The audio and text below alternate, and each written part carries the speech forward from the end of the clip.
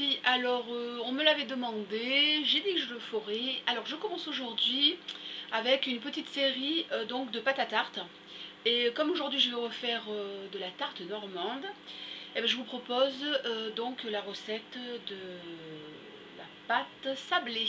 Voilà, à ma façon, hein, parce que normalement une pâte sablée elle se sable, donc c'est-à-dire que on doit égrener, comme par exemple de la graine de couscous, on doit égrener le beurre avec de la farine, et moi je ne fais pas du tout comme ça.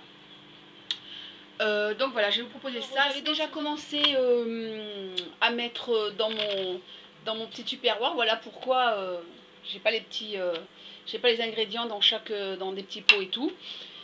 Donc de toute façon la recette, elle sera notée dans la barre d'information.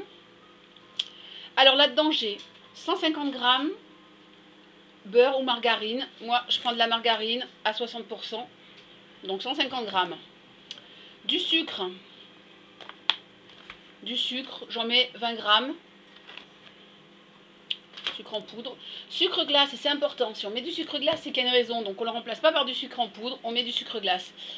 Sucre glace, 60 grammes. D'accord? Donc ça fait 80 grammes de sucre en tout. D'accord? Du sel, une demi-cuillère à café de sel. Voilà le sel. Et une demi-cuillère à café qui doit être là parce que j'ai toutes mes épices. Et voilà, hop! Et une demi-cuillère à café de cannelle.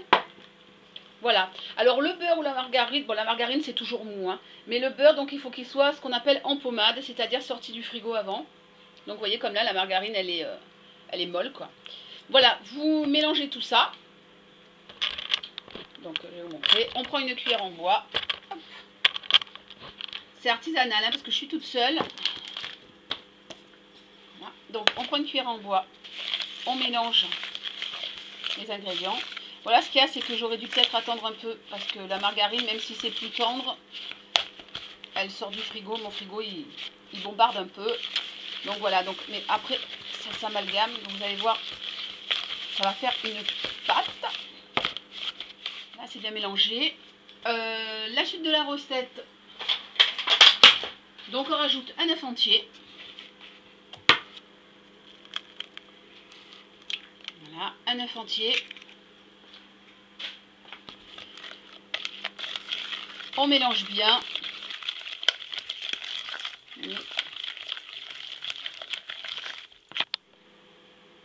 Voilà, donc en mélangeant un peu plus, ça fait ça. Vous pouvez très bien le faire avec un batteur. Hein.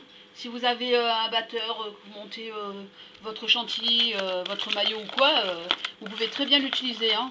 Moi, je l'ai fait à la main parce que bon, j'avais pas envie de faire du bruit. Voilà. Après, vous rajoutez 300 g de farine. Alors la farine, la 55, la 45, c'est égal. Moi, à la limite, je préfère mettre la 55 parce que la 45 est plus fluide et donc des fois, il faut en rajouter un peu parce que selon les farines, elles ne prennent pas pareil les liquides en fait.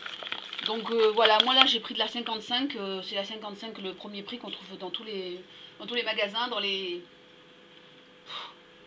entre 40 et 50 centimes quoi, le kilo. Donc je rajoute mes 300 g de farine et je mélange.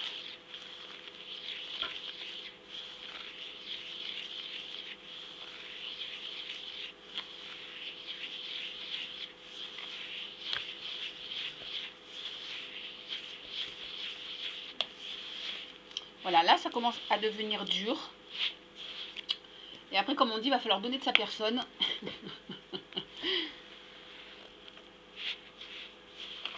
C'est-à-dire qu'il va falloir mettre les mains. Enfin, moi, tant que je peux, pourtant j'adore cuisiner, hein, mais tant que je peux éviter de filer mes mains dans la bouffe, j'évite. Donc voilà, et donc après, il faut enlever les bagues. Hein, que je fais, j'enlève mes bagues. Je vais remonter ça, qu'on voit un peu mieux. Voilà, je farine un petit peu mes mains. Vous voyez.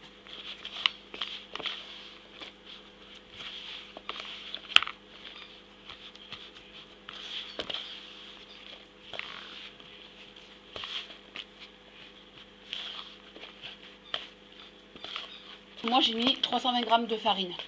Donc vraiment ça dépend la farine. On va dire que c'est entre 300 et 330 à peu près. Là. Je remets un tout petit peu de farine. Donc après, là, si vous voyez bien, j'ai du mal à me filmer là. Hop, attendez, hop, je vais changer de sens. Hop, voilà. Donc, quand ma pâte est faite, hop, ça. Voilà, je la mets bien en boule. Tous les doigts, enfin je sais pas, ouais. Vous voyez, quand j'appuie, vous voyez comme ça fait. Il va falloir la mettre au frigo, donc je refais un petit coup de farine. Alors vous la mettez dans du film transparent, du film alimentaire. Moi je la mets, voilà, là-dedans c'est où j'ai mis ma farine pour peser. Et je mets au frigo. Vous pouvez la faire la veille pour le lendemain ou la mettre au frigo au moins 1 heure ou 2. Voilà. Si j'ai le temps, je ferai derrière ma recette de tarte, de la tarte normande, mais je suis pas sûre d'avoir le temps. Hein. Voilà, eh ben, je vous fais un bisou et puis je vous dis à très vite. Tchuss and rock and roll.